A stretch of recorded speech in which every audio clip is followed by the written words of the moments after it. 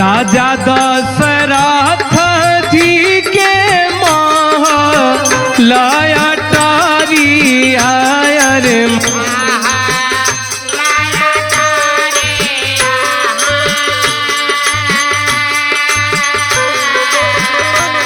सोना चांदी से भरल भंडारन हो राम।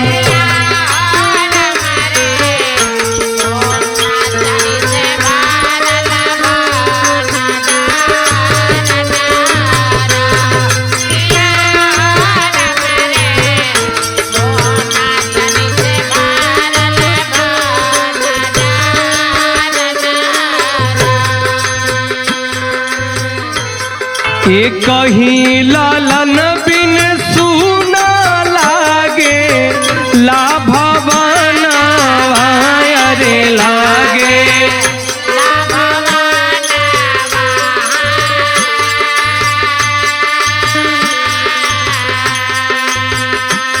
राजा रानी रहे परेशानन हो राम।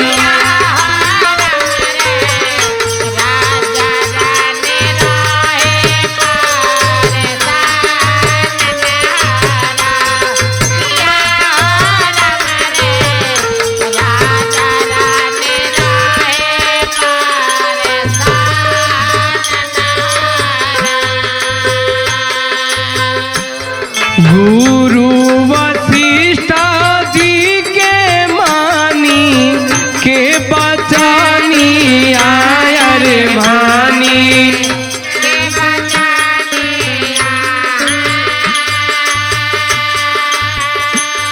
राजा दिहले आज्ञा करवावन है राम।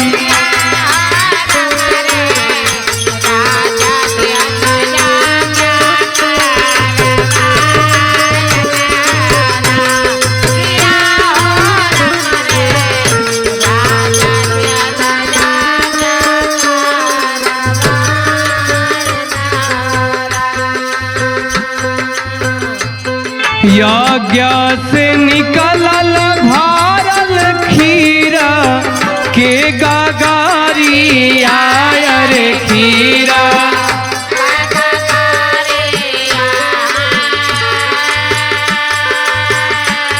राजा दिहले रानी के खियावन है राम।